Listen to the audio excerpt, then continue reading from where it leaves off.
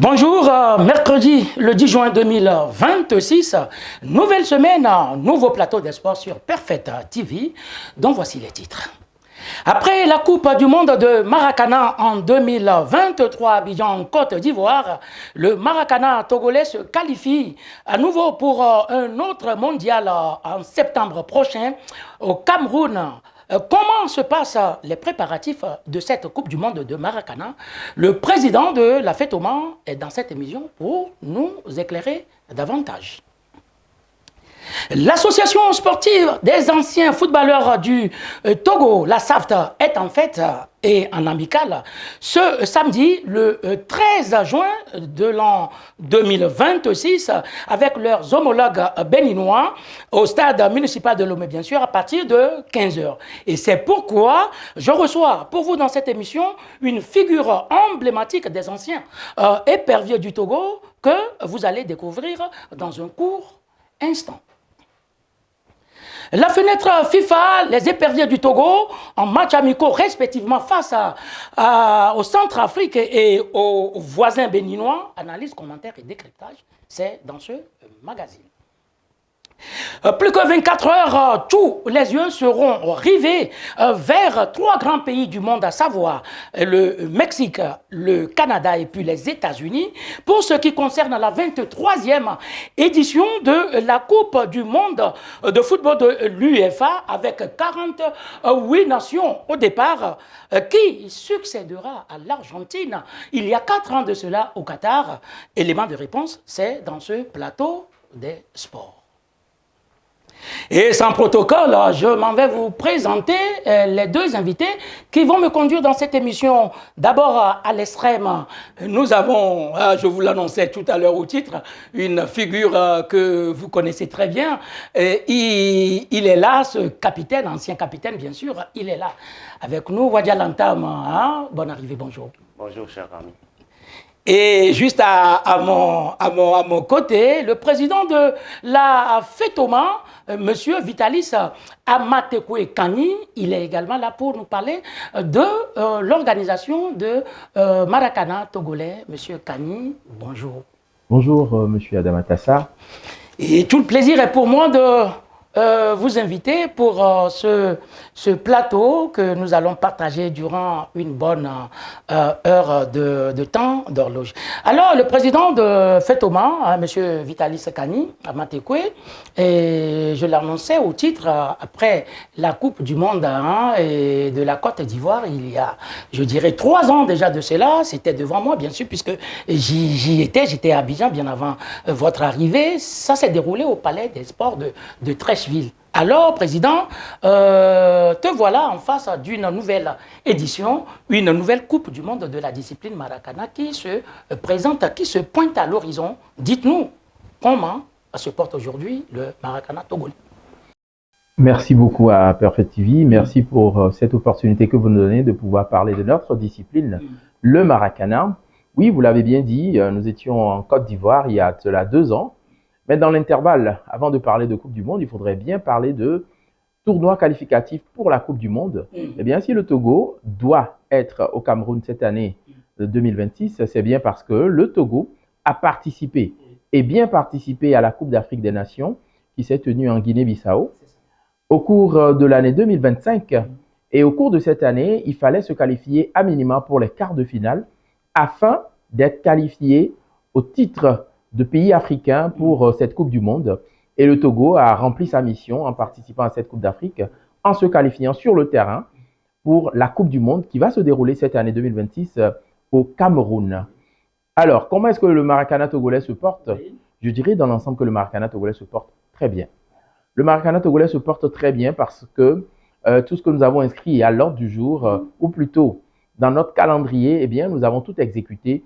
Oui, si ce n'est une seule activité que nous n'avons pas pu organiser. Et là, cela ne dépendait pas de nous. Il s'agissait tout simplement de l'activité pour commémorer les 66 ans de l'indépendance du Togo.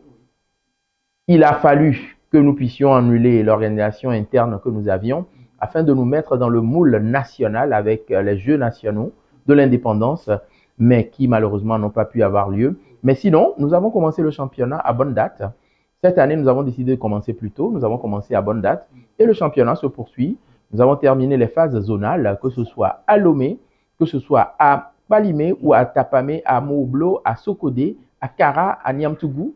Eh bien, nous avons fini toutes les phases zonales. Nous sommes actuellement dans la phase des playoffs. Et les playoffs, c'est pour pouvoir tamiser davantage avant d'arriver à la phase finale qui va pouvoir permettre de déterminer qui seront les champions dans les catégories arc-en-ciel et super senior au niveau du Togo. Voilà donc pour ainsi dire, le Maracana togolais se porte très bien. On joue tous les week-ends à Kassimé qui est le centre névralgique du Maracana. Nous sommes sur le parc des Cheminots et nous disputons nos rencontres. Tout se passe plutôt bien à Lomé, tout comme à l'intérieur du pays, parce que j'ai cité tout à l'heure Niamtougou, Kara, Sokodé, Amou-Oblo, Palimé, Atapamé, et voilà, Harotoué, pour ne pas oublier d'équipe. Voilà, c'est de façon générale le diagnostic qu'on peut poser pour le Maracana togolais. Et ce qu'on pourra poser comme diagnostic pour le Maracana togolais, M. Kani Amatekoe, dites-nous, quand on parle d'une phase finale, quelle que soit la discipline, une chose est certaine, il faut se préparer en conséquence. Ben alors, venons-en. Et les préparatifs, ça se passe comment? Alors, pour la Coupe du Monde? Bien sûr, pour la Coupe du Monde. Les préparatifs se passent bien parce que, vous savez, le vivier de l'équipe nationale, c'est les équipes, c'est les clubs. Et justement, la direction technique nationale fait le tour de tous les terrains pour pouvoir détecter les meilleurs talents afin de permettre d'avoir une équipe compétitive et assez représentative de notre pays.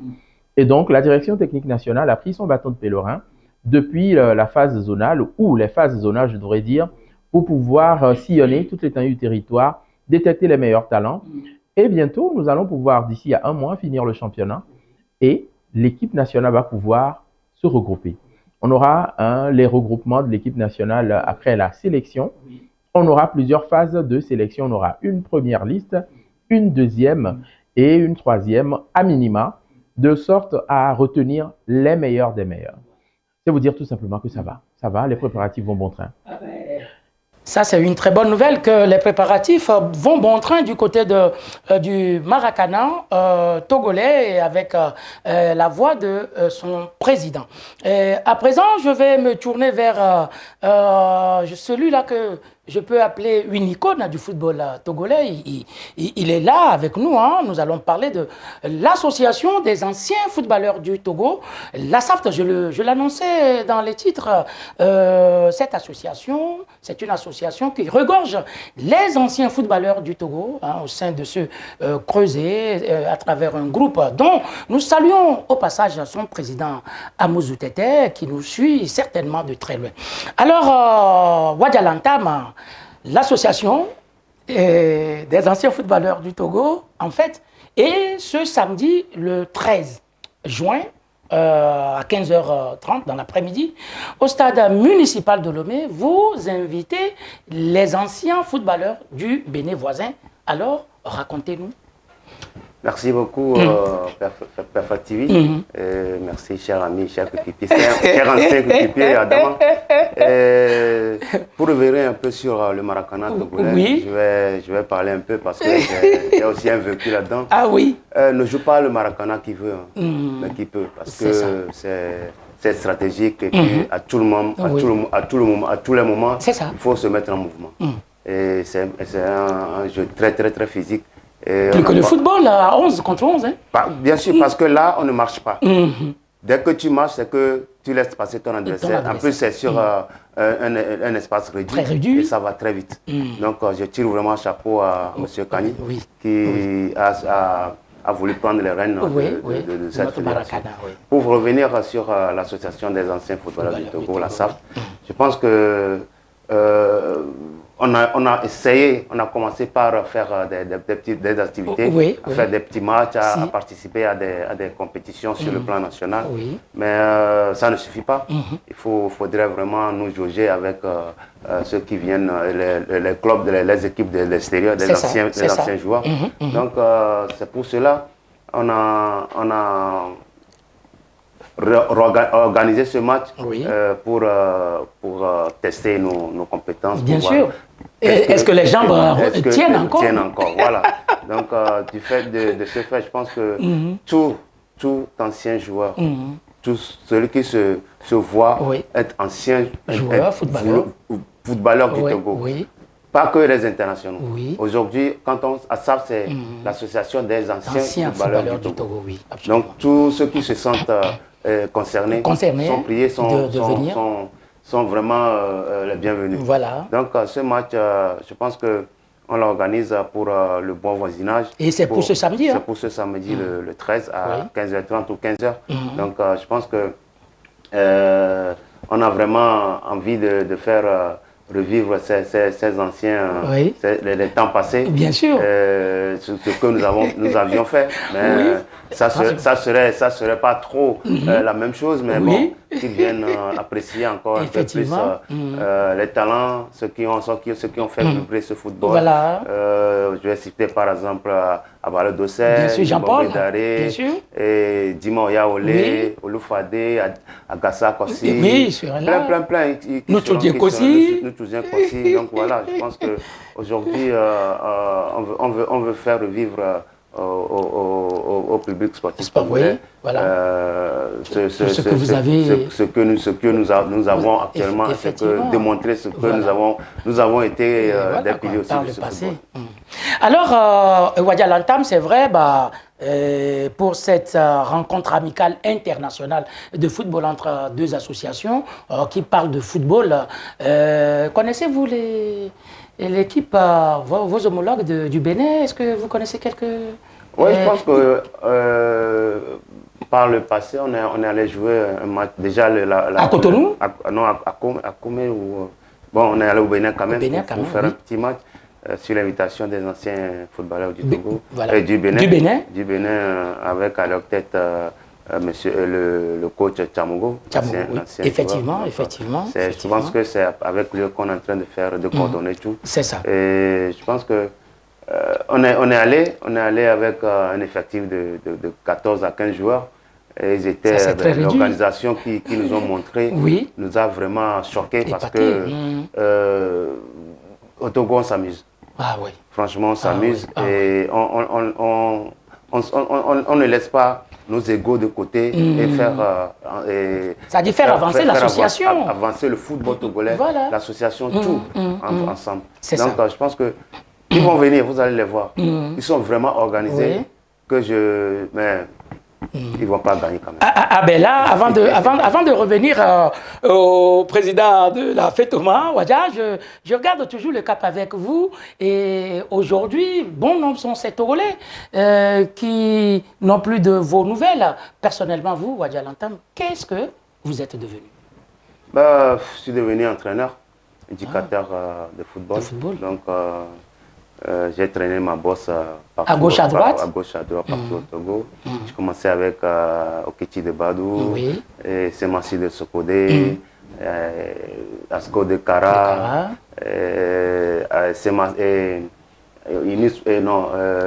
Ange de Ngotien. Ange de Ngotien, oui. Voilà, et Toi Filante. Ah oui. Ça, c'est votre ancienne maison. Après, Boulessou, et là, j'ai terminé la saison dernière avec AC Barracuda. Donc, je pense que j'ai un peu de vécu pour un calendrier.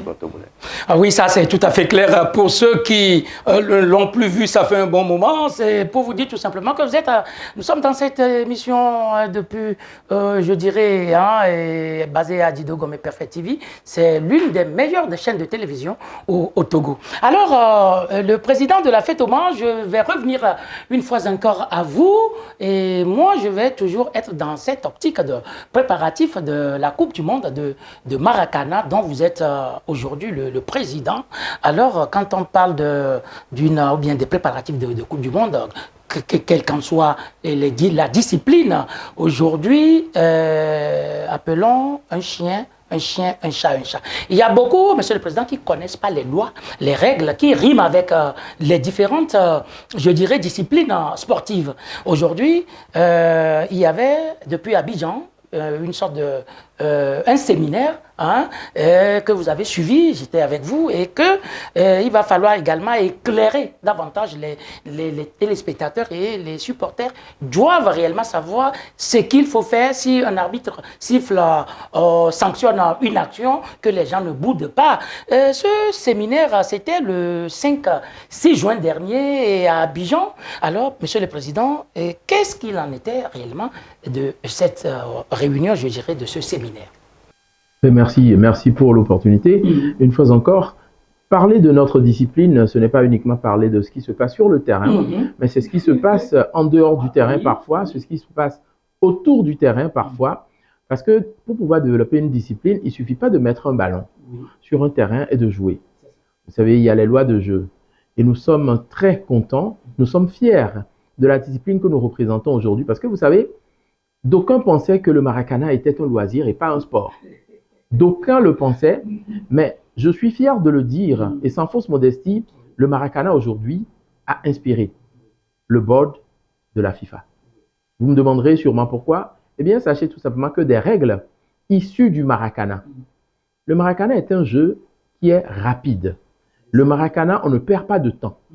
Et aujourd'hui, vous l'avez vu, les nouvelles règles qui vont s'appliquer à la Coupe du Monde, eh bien, ces règles sont pour certaines issues du Maracana. Parce que la FIFA s'est rapprochée des Maracaniers, la FIFA a voulu savoir comment se passaient tous les sports dérivés du football qui sont amateurs, notamment le petit poteau, notamment le Maracana, le beach soccer, etc. Et je crois qu'ils ont appris quelque chose de nous.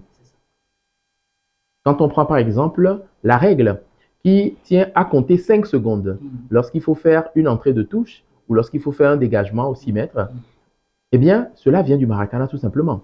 Parce que lorsque vous posez la balle pour pouvoir jouer une touche, lorsque vous ne la jouez pas, 5 secondes après, vous perdez la possession de la balle. Et c'est ce qui risque d'arriver au foot. Ça, c'était la petite parenthèse pour vous dire tout simplement qu'il y a des règles qui régissent notre discipline. Et c'est avec beaucoup de plaisir et d'alacrité que nous avons accepté de participer à une formation. C'est une formation dédiée aux instructeurs nationaux. Et c'était pratiquement tous les pays du Maracana qui se sont retrouvés à Abidjan les 5 et 6. Et nous, la délégation togolaise, on avait 7 candidats. 7 candidats pour pouvoir participer à cette formation. Il s'agissait en fait d'instruire des instructeurs afin que ceux-ci, en retour, puissent former leur base.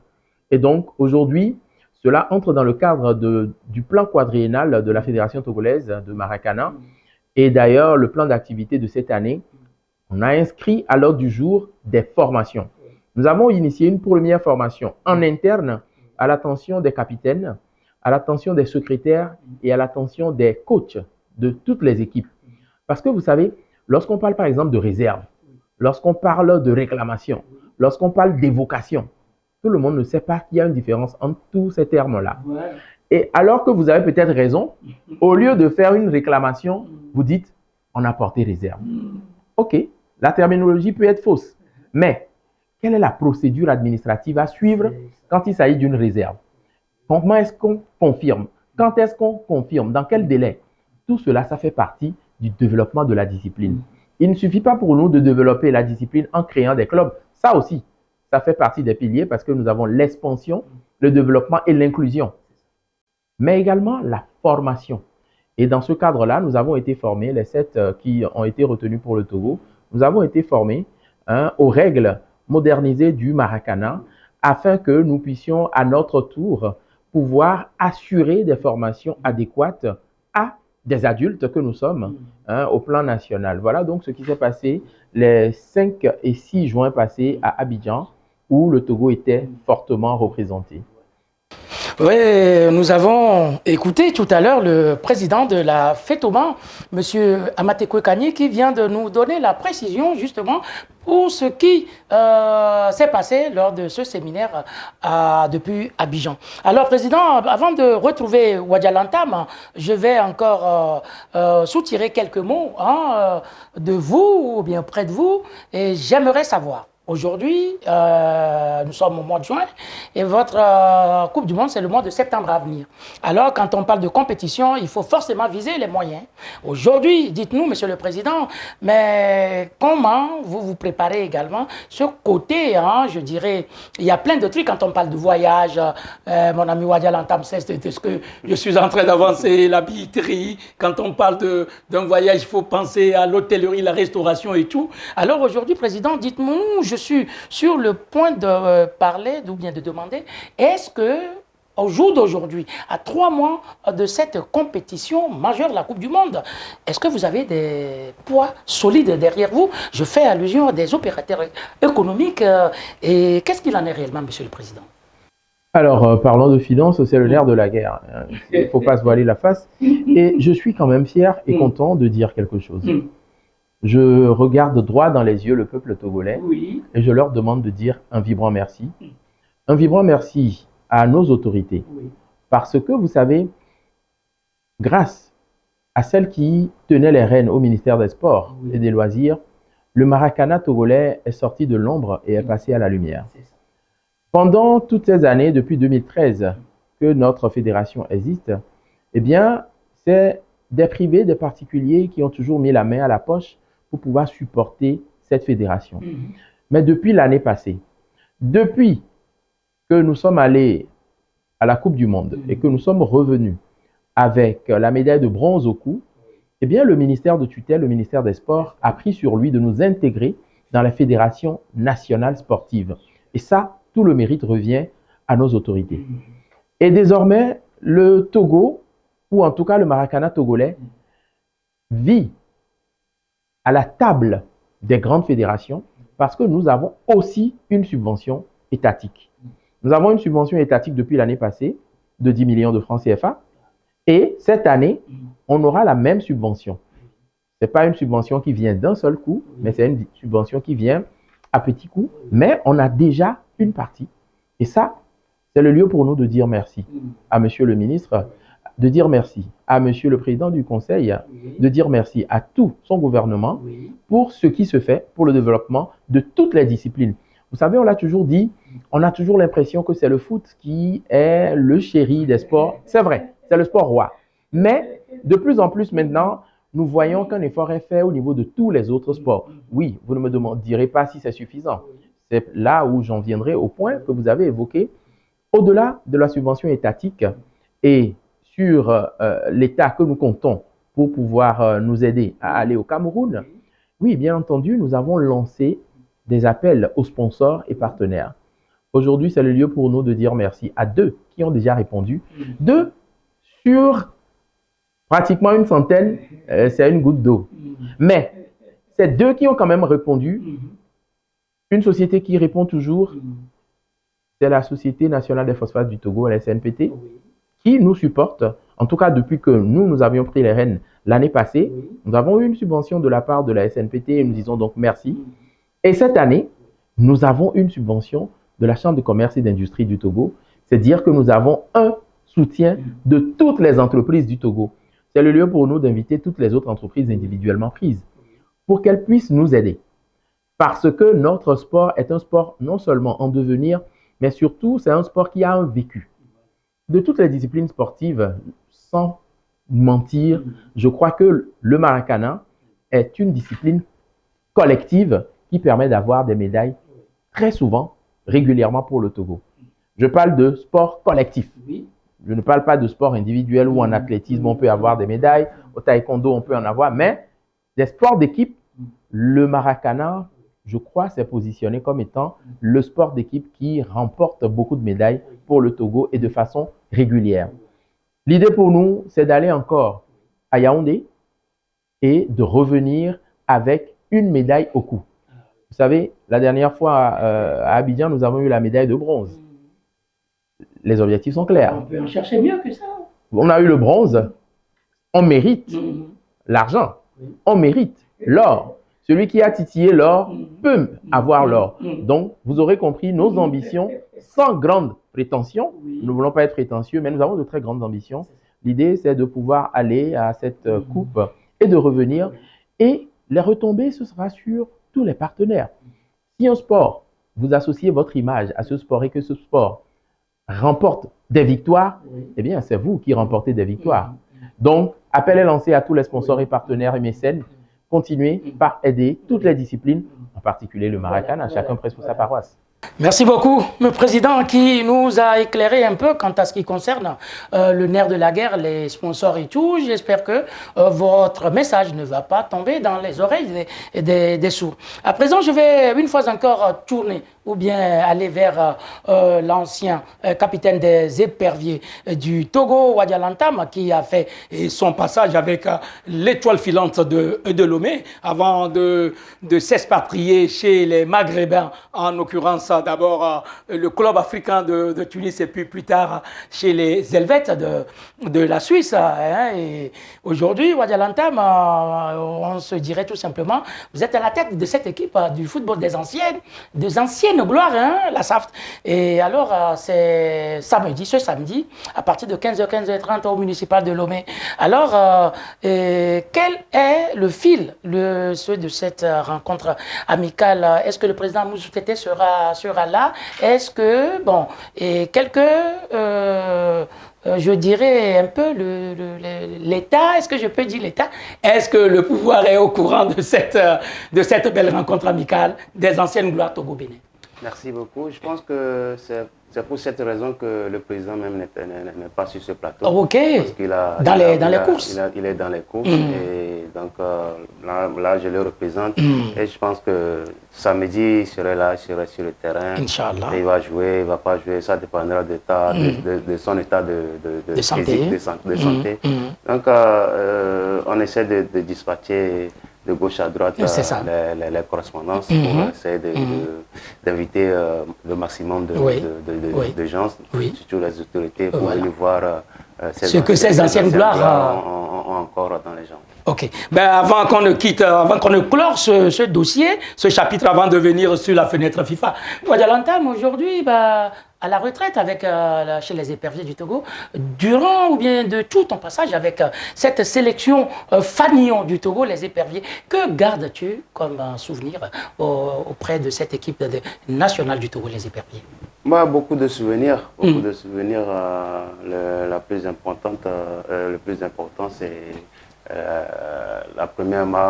ma première sélection, la qualification pour la CAN. Oui, rappelez-nous un peu. En 98. Rapidement. Parce que en ce temps, il y avait combien d'années? 32 ans déjà. Derrière. Le Togo n'a pas pu participer à cette compétition continentale.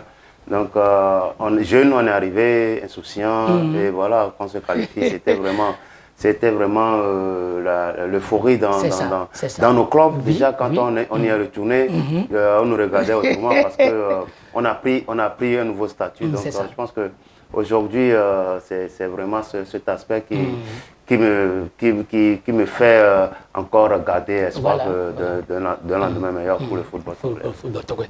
Alors, à présent, nous allons changer de cap pour rapidement aller vers cette fenêtre FIFA. Et c'était presque dans le monde entier. Il y avait des journées ou bien des matchs amicaux.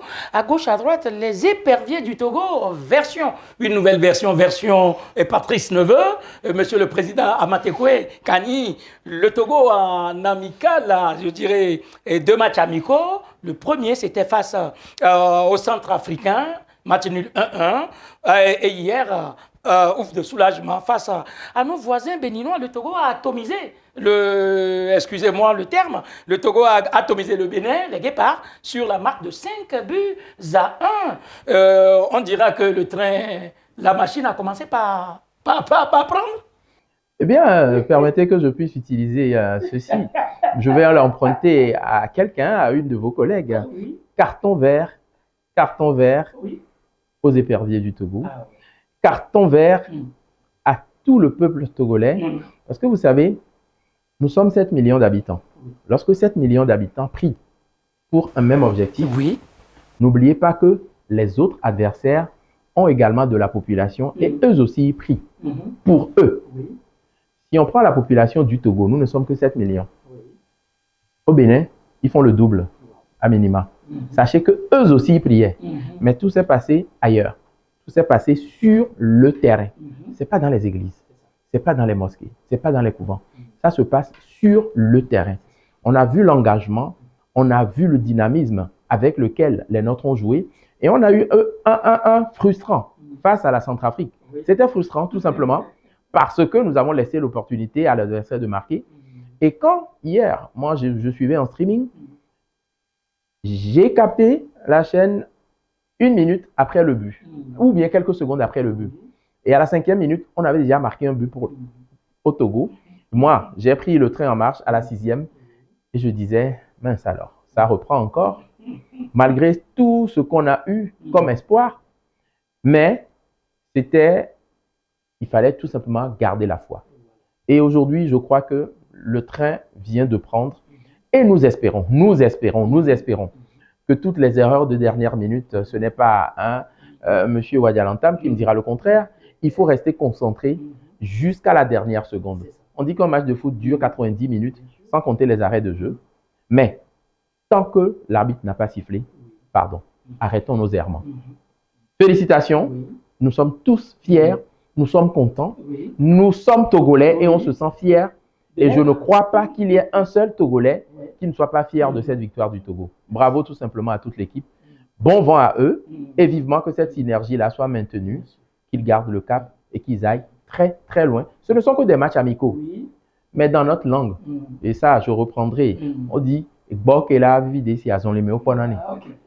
ça veut dire ce que ça veut dire chez nous. C'est le début qu'on voit. On a vu comment est-ce qu'ils se sont battus. Pour nous, c'était très bien. Qu'ils continuent de la sorte. Et Wadialantam, je vais revenir à vous. Je sais que vous faites partie de ceux-là, de ces Togolais, quand le Togo perd un match, depuis que vous êtes parti, depuis que ta génération est passée, je sais que vous faites partie de ceux qui ressentent beaucoup de douleur quand le Togo perd un match. D'accord. Maintenant, on a eu une nouvelle, je dirais, version, et je l'ai annoncé tantôt, Patrice Neveu. Et après cette sortie, je dirais, sans fruit face aux Centrafricains, match nul 1-1, et un ouf de soulagement. C'était hier seulement, 5 buts à 1. Wadialantam, vous vous êtes senti comment après la victoire du Togo hier? Très, très, très content. Très, très, très content, tant plus que ça ne nous est plus arrivé ça fait longtemps, cette victoire. On devait la savourer. Donc, je pense qu'aujourd'hui, on voit que les jeunes qui ont réintégré l'équipe actuellement essaient de prouver quelque chose. C'est ça. On peut oublier la première partie. La première partie, c'était un peu sombre. Ça n'a pas donné ce que ça devrait. Mais bon, après, je pense que dans les vestiaires, ça Neveu a bougé un peu la troupe. Et voilà, bon, après la deuxième mi-temps, quand je vois nos jeunes agresser l'adversaire, je me dis, attends. Tu t'es rappelé de ton temps, hein? Je dis, attends, vous avez ça, vous pouvez le faire, et puis vous faites, vous jouez avec les freins à main, et tout ça là retombe sur l'entraîneur. Oh oui. Ça retombe sur l'entraîneur. Vous avez les capacités, de le faire. Maintenant, il ne faut pas qu'on prenne cette victoire pour se dire, on est arrivé, c'est bon, on peut dormir tranquillement. Tranquillement, non. C'est maintenant que le travail commence. Le vrai travail, ça commence maintenant. Parce qu'après cette victoire, ils seront toujours attendus. Bien sûr. Il y aura plus de faux pas. Donc, ils seront toujours attendus. 5-1, qui croirait? Qui l'aurait cru? Qui l'aurait cru? Personne. Déjà à 1-0, on se dit, ça recommence encore. Comme l'a dit le président. Kani, moi aussi, j'ai capté, il y avait déjà 1-0, ça commence encore. Et d'un coup, je vois 1-1 à la mi-temps. L'égalisation, ça peut prendre en deuxième mi-temps. Mais écoutez, la deuxième mi-temps, j'étais tellement content pour ces jeunes.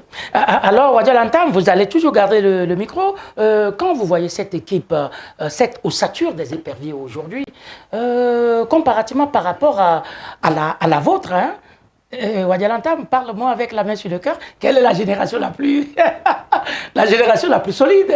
C'est laquelle? Tu sais, vous savez, les générations se suivent mais ne se ressemblent pas. C'est ça. Aujourd'hui, si vous voyez ces jeunes, ils n'ont pas de très grand gabarit. Je vois. Quand vous voyez nos directions, quand vous les voyez dans nos tuniques, vous sentez qu'il n'y a pas de différence entre les Camerounais et les Togolais. Donc aujourd'hui, moi je ne jette pas, je ne vais pas les incriminer s'ils perdent des matchs. Parce que notre génération, on avait notre tactique à nous.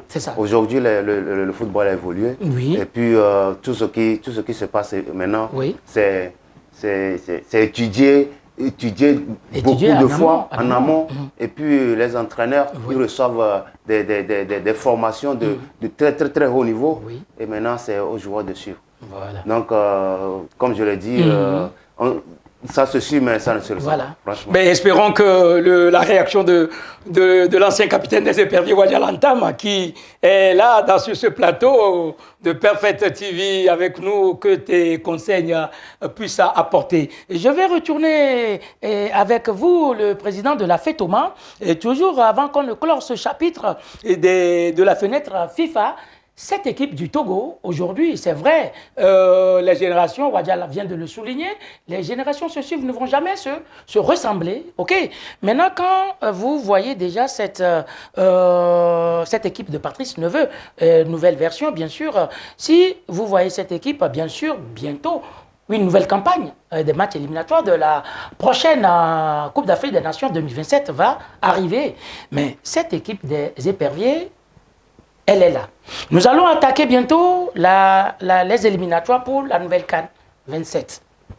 Président, dites-nous, avez-vous un mot à l'endroit de la Fédération togolaise de football, juste pour une sorte de donner une bonne organisation?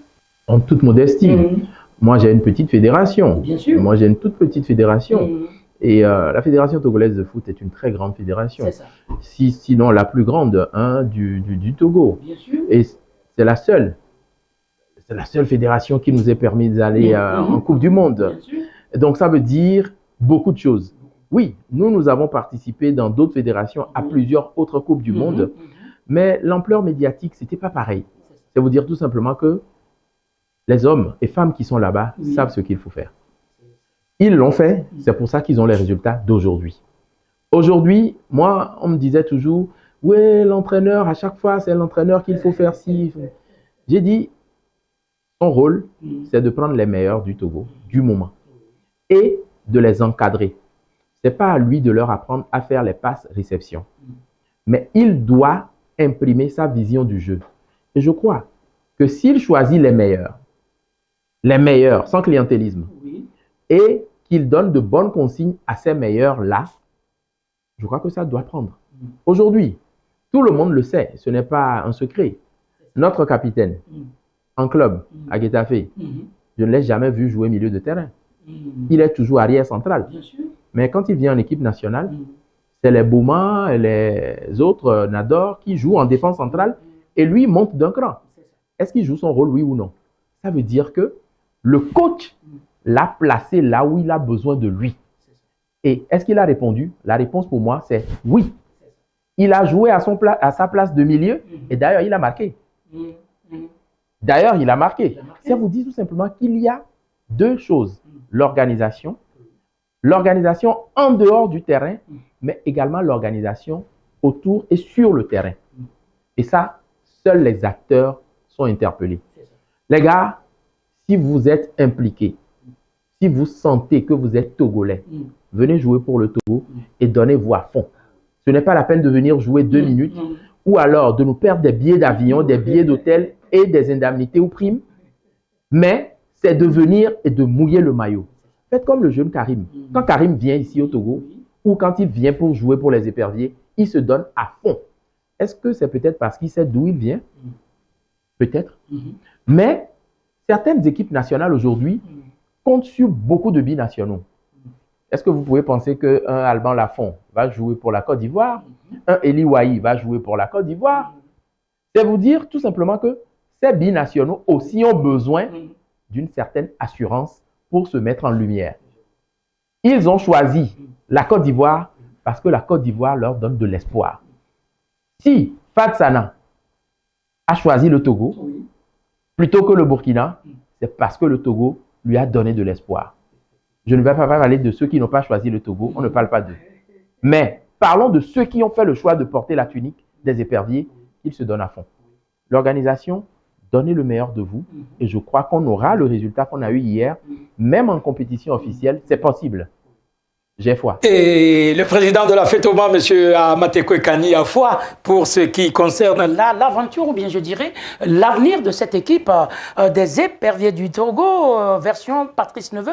Nous allons rapidement, oui, clore ce chapitre en retournant, ou bien en renvoyant une fois encore le micro à Wadjalantam et Ephraim. Et pour ceux qui connaissent bien ce petit nom également, pour lui, Wadjalantam, Ephraim, alors, qu'est-ce que vous allez compléter sur cette équipe du Togo? Je tiens à tirer un chapeau à ces deux locaux qui nous ont émerveillés Arnaud. Hier. Il y a Arnaud et Djibril. Oui. J'ai vu des joueurs qui, on dirait, étaient en sélection, ça fait des décennies. 2 ou 3 ans. Parce que sans pression, sans crainte, ils ont fait le boulot. Ils ont fait leur boulot. Et je les exhorte à garder la tête sur les épaules. C'est ça. Parce que de retour à Lomé, je suis sûr qu'ils auront beaucoup d'amis. Ah ouais. Et vous avez le secret. Et franchement, il faudrait qu'ils essaient de trier. Oui, de faire beaucoup attention. De faire beaucoup attention. Tous ceux qui vont, vont commencer par les rendre visite chez eux, quoi. Chez eux même. Voilà. Ouais. Et nous allons maintenant faire le tout dernier tour avant d'attaquer, de finir l'émission sur la prochaine Coupe du Monde qui commence déjà demain, président de la FETOMA. Votre mot de fin sur cette équipe des éperviers du Togo? Mot de fin. Mais c'est vivement qu'ils nous donnent du plaisir, vivement qu'ils continuent sur cette lancée. Je n'en dirai pas plus. Et Wadjalantam, la même question. L'avenir de cette équipe du Togo? Merde. Merde. Qu'ils foutent le bordel partout. Voilà. On a besoin de les entendre. Qui mouillent le maillot comme ils l'ont fait hier. Et tout le peuple. Comme vous l'avez également fait par le passé. Ben, mouiller le maillot pour sa patrie, c'est vraiment quelque chose d'indélébile. C'est ça. Et merci pour les deux invités. Maintenant, nous allons toucher le tout dernier titre, qui est la 23e édition de la Coupe du Monde de l'UEFA qui se déroule dans 3 grands pays du monde. Une première du genre, je l'ai annoncé dans mon titre, le Canada, le Mexique et puis les États-Unis. Et le moment est presque là. Et c'est une histoire de demain, le 11 juin.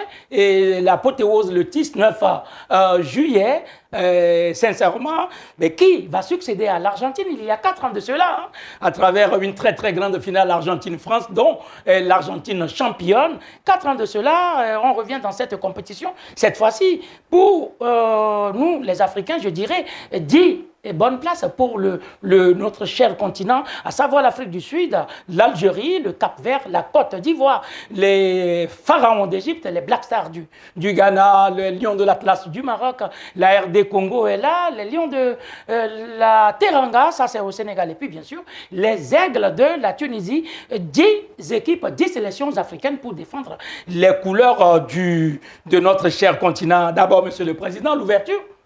On y est déjà à la veille, c'est demain. Mexique, l'Afrique du Sud, les Bafana. Quel regard portez-vous sur cette rencontre, l'ouverture, surtout cette équipe de l'Afrique du Sud? Alors, on regarde sur l'équipe de l'Afrique du Sud. On connaît l'ossature de l'équipe de l'Afrique du Sud. Les Sud-Africains, ils jouent essentiellement chez eux. Et donc, c'est le cru national. Ça, c'est ce qui fait la force de certaines équipes comme l'Afrique du Sud, de la Zambie notamment, et ces équipes, l'Égypte.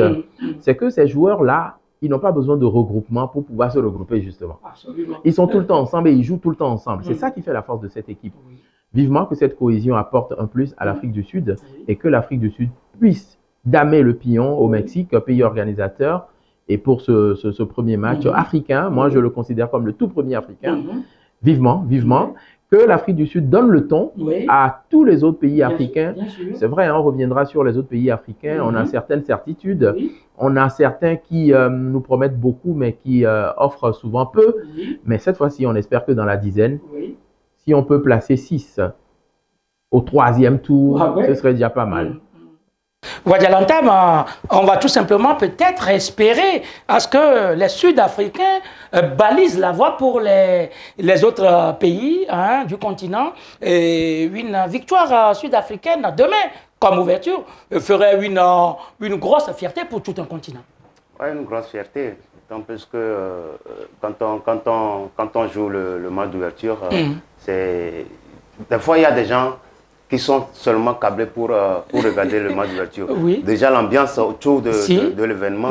Et après le match même, je dirais, des fois, c'est pas tellement, on n'est pas tellement chaud, on n'est pas encore rentré dans la compétition. Donc c'est un peu fébrile des deux équipes, des deux côtés. Donc je pense que c'est là où il faut mettre l'Afrique du Sud à mettre le feu tout de suite. Il ne faut pas attendre que c'est le premier match. Si on fait un match nul, on fait le calcul, on se rattrape. Non. Il faut aller tout de suite. Il faut les mettre sous pression tout de suite. Absolument. Et puis après, les autres pays ça, on va revenir tout à l'heure.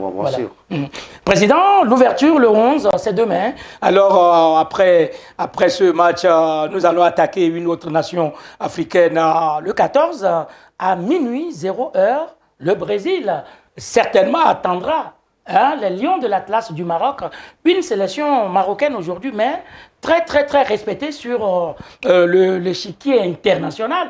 La bande à Achraf Hakimi ne vont pas laisser passer ce match. Brésil-Maroc. Alors, le Maroc est attendu. Le Maroc était en demi-finale. Le Maroc a failli titiller la finale. Il y a 4 ans, Oui, donc le Maroc est totalement attendu. Est-ce que le Maroc joue avec toutes ses forces vives? Est-ce que tout le monde est au milieu de sa forme? Si oui, eh bien, le Maroc est l'une de mes assurances, en tout cas pour ma part, pour cette Coupe du Monde côté africain. Oui, côté africain, cette équipe marocaine, c'est sûr que les gens vont les attendre. Pour vous, Wadialantam, Brésil, quand on sort ce nom, on dit la Seleção, le Brésil, tout le monde sait ce que c'est ce pays. Mais selon vous, Wadialantam, le Maroc peut tenir? Pourquoi pas? Pourquoi pas, tant plus que c'est plus le même Brésil, le même Brésil d'antan.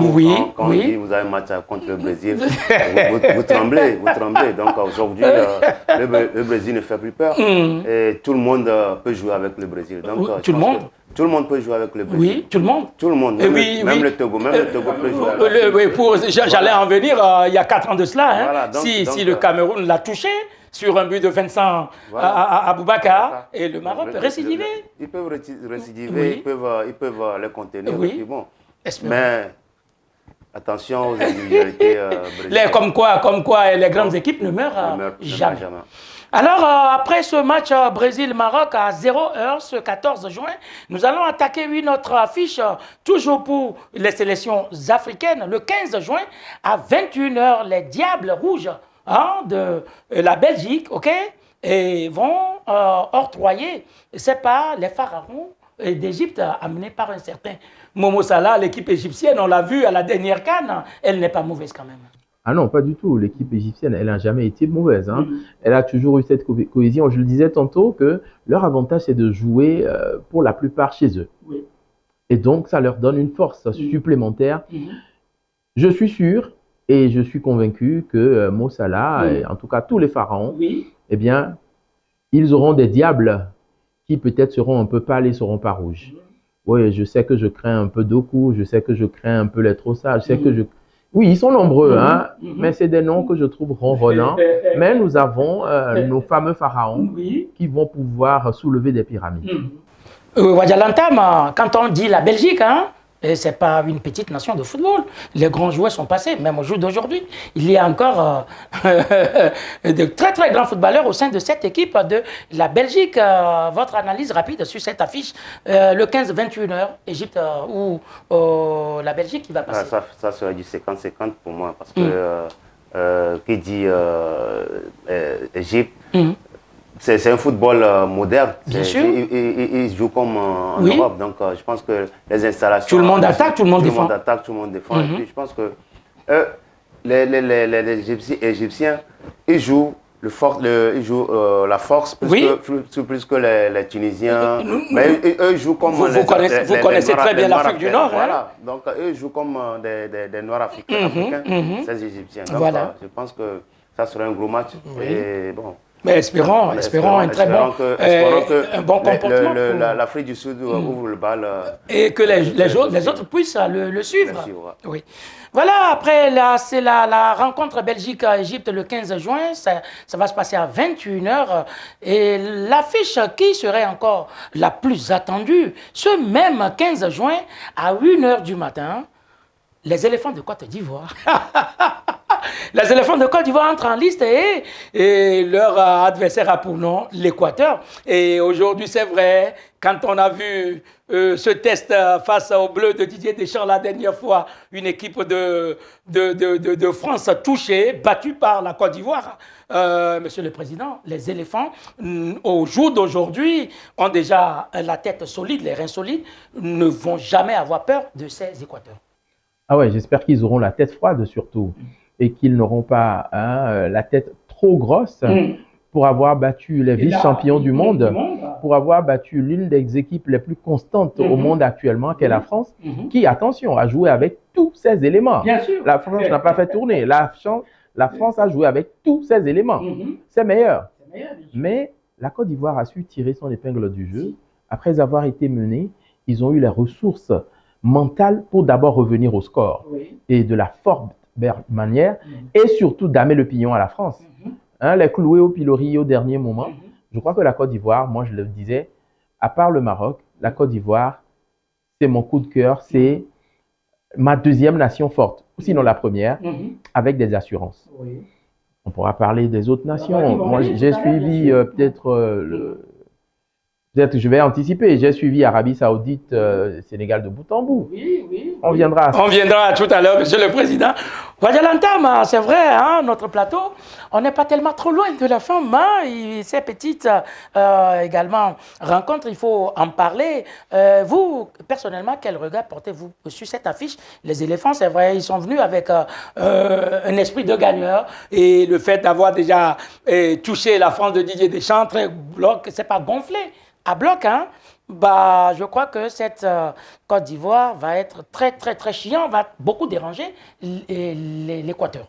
Moi, j'ai été un peu surpris, d'autant plus que leur regroupement ne s'est pas fait sans déchirure, sans problème. Voilà, tranquillement. Il y a eu beaucoup de soucis dans le choix des joueurs. C'est ça. Moi, je le dis, chaque entraîneur ne peut pas faire les mêmes choses, sélectionner tout le monde. Il faut un choix, comme on le dit, pour faire les omelettes, pour casser les œufs, ça c'est sûr. Donc on va laisser quelqu'un, on va prendre quelqu'un. Ça c'est sûr. Personne, on ne serait jamais unanime sur la convocation de l'entraîneur. Donc ça m'a surpris qu'ils ont fait ce résultat avec contre l'équipe de la France. Je les vois un peu aller loin si eux-mêmes ils jouent sur leur potentialité. Leur potentialité. Le petit dialogue qui est sur le côté gauche, là, franchement, lui... impeccable, impeccable. Et sans oublier Adingra, qui revient de sa forme. L'actuel monégasque. Je pense que si ils oublient ce match contre la France et se remettent dos au mur. Sur le bon chemin. Sur le bon chemin. Je pense qu'ils peuvent aller loin. Alors, Monsieur le Président, cette Côte d'Ivoire, vous les voyez aller jusqu'où dans cette compétition? Oui, alors je les vois dans les 4 meilleurs. Hein. Moi, je les vois dans les 4 meilleurs. Ils ont la possibilité, un peu comme le Maroc a eu à le faire.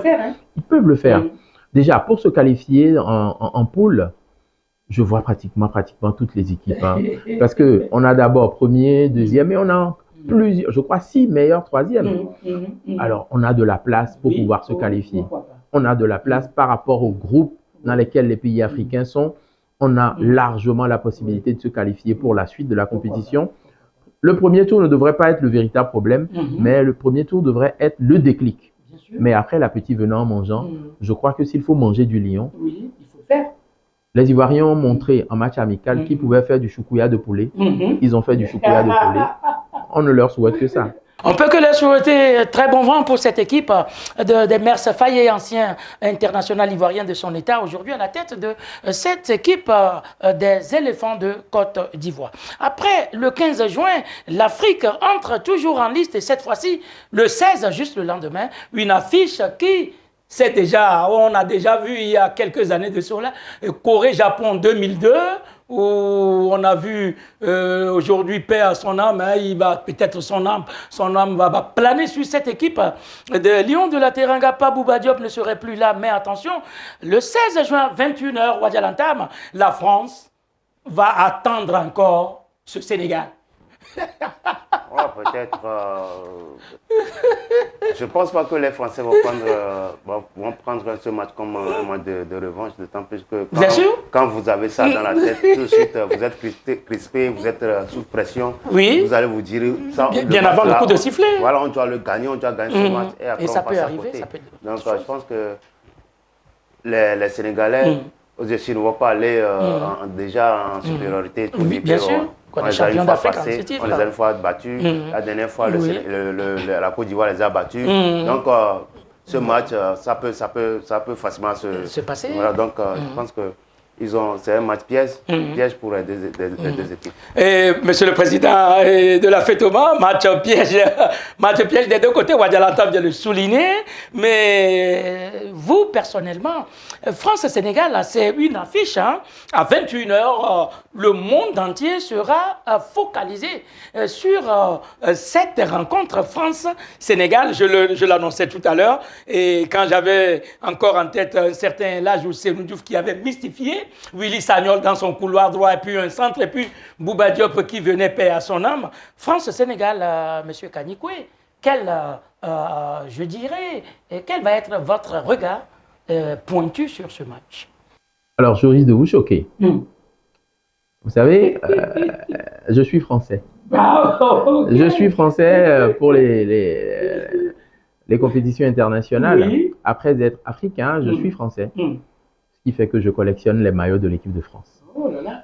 Et j'étais à Dakar la dernière fois, avant que le Sénégal ne gagne la Coupe d'Afrique. J'avais foi au Sénégal. Et pour moi, le Sénégal allait gagner. Et le Sénégal a gagné. Donc, je suis dans un gros embarras, mais je suis d'abord africain. J'ai vu le match du Sénégal hier face à l'Arabie Saoudite. Alors, ça me fait grincer des dents. Parce que face à l'Arabie Saoudite, oui, je voyais un meilleur Sénégal en tout cas. Mais je crois qu'il ne devrait pas avoir trop peur, être trop timoré. Il y a des certitudes également au niveau du Sénégal, mais vivement qu'ils ne soient pas timorés, ces joueurs sénégalais. Et qu'ils ne se disent pas que si les Ivoiriens l'ont fait, on peut le faire. Ils peuvent le dire pour se motiver, mais ils ne peuvent pas avoir de la prétention avec cela. Qu'ils jouent et ils peuvent gagner. Ils peuvent gagner. Face à Dembélé, face à Kylian Mbappé, face à Doué. C'est vrai. Il y a beaucoup de flèches dans cette équipe de France, mais je crois que Sadio Mané saura faire le nécessaire. Et Koulibaly va gérer la base arrière. Ah, je vois, voilà tout ce qu'on pourra dire, c'est vrai. Bon, pour finir le plateau de ce jour, on ne va pas quitter sans c'est pas parler de cette Argentine, l'équipe championne du monde en titre il y a 4 ans. Et de cela, c'était devant la France au Qatar. Les Fennecs algériens, Ouadjalantam, je les ai vus très titubants lors de la dernière CAN au Maroc. Une Algérie très fébrile. Alors, Argentine, Algérie... ta réaction? Ça fait pas mal de compétitions internationales où les Algériens n'arrivent pas à suivre le rythme. Je ne sais même pas encore remonte leur dernier sacre continental. Donc, c'est un pays qui regorge beaucoup de talents. Bien sûr. Beaucoup de binationaux. Oui. Mais qui n'arrivent pas à être au sommet. Une équipe homogène. Bien sûr. Il y a toujours des individualités. Bien sûr. Mais si on parle d'équipe, c'est une compétition. On va à une compétition, on va jouer au football. C'est pas une compétition individuelle. Non. Compétition majeure. Voilà, donc je pense qu'aujourd'hui, l'entraîneur qui est arrivé après le départ je pense qu'ils ont changé encore d'entraîneur. Donc, est-ce qu'il aura le temps vraiment de les contenir, de les connaître, de faire de ce groupe un groupe vraiment commode, prêt pour la bataille. S'ils arrivent à passer le premier tour, je pense qu'ils peuvent aller très loin. Dans le cas contraire, ça va être un peu peut-être voilà. Monsieur le Président, ben voilà, on y est presque à la fin de notre plateau. Une Algérie, pardon. Je l'annonçais tout à l'heure, j'ai vu sa performance, sa prestation lors de cette dernière Coupe d'Afrique des Nations au Maroc. Une Algérie sortie de la compétition par les Super Eagles du Nigeria. L'Argentine, c'est l'équipe championne en titre pour cette Coupe du Monde. Algérie, Argentine, vos points de vue rapidement autour de cette rencontre. Mais vous savez, l'Algérie pour moi, c'est une très belle équipe sur le papier. C'est la Belgique en fait de l'Afrique. On dirait. C'est la Belgique de l'Afrique. Il y a toujours de très bons joueurs sur papier, mais en compétition internationale ne donne pas selon moi de très bons. Ce n'est pas la meilleure de mes certitudes. Je préférerais encore le Cap-Vert. Qui montre de très belles choses en battant la Serbie 3-0 en match amical, c'est que le Cap-Vert se prépare réellement. Pour une première participation, moi j'ai beaucoup plus foi au Cap-Vert qu'en l'Algérie notamment. Avec la baisse de régime de leur capitaine, Riyad. C'est pas vraiment ça l'Algérie. Néanmoins, sachez que on vibre pour tous les Africains. Vivement que les Africains puissent porter haut les couleurs de l'Afrique et que vivement, sur les 10, nous puissions en avoir ne serait-ce que 6. Ou, en tout cas, qu'on en ait 8 dans l'avant-dernier carré. Comme dans une compétition. Que les meilleurs gagnent.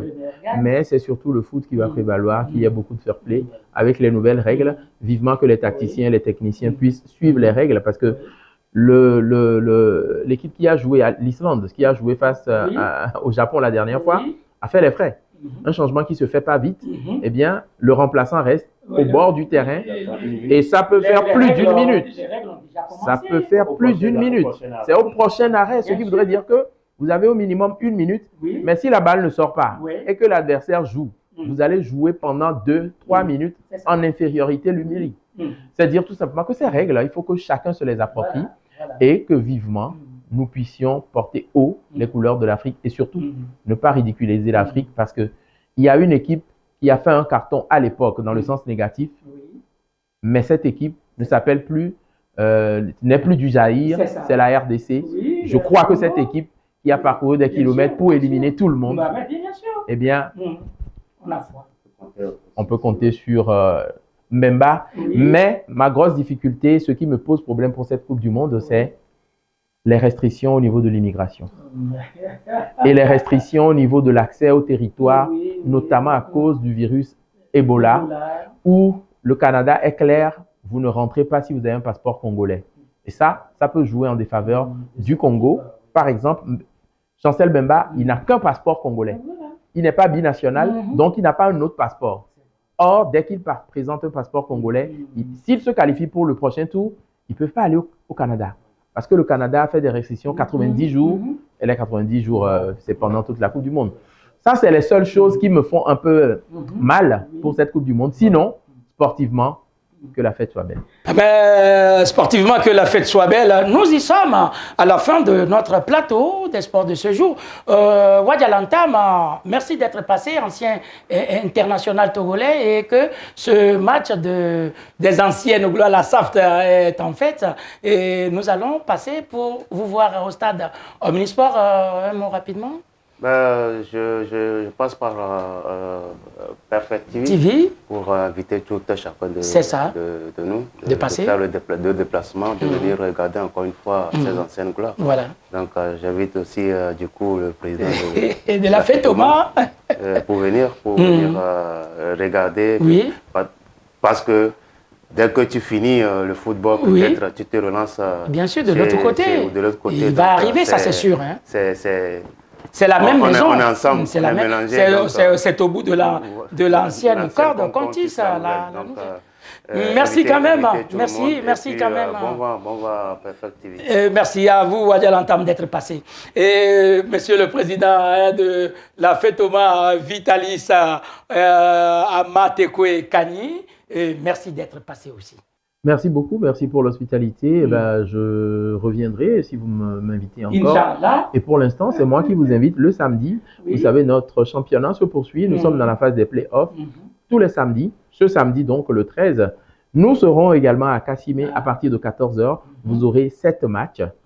Vous aurez 7 matchs à Kassimé. Et bien évidemment, nous sommes là jusque tard dans la nuit. Quand vous aurez fini au stade municipal, faites un tour, on ira à la 3e mi-temps ensemble. C'est la partie qui est intéressante. Merci à vous, tous nos téléspectateurs qui nous ont suivis durant tout ce temps de notre plateau des sports. Vivement que cette émission vous aura plu. Donc, je suis très fier de vous l'avoir présentée. Mais le prochain rendez-vous, c'est la semaine prochaine. D'ici là, portez-vous bien. On se dit, d'ores et déjà, un excellent week-end à tout le monde. À très vite.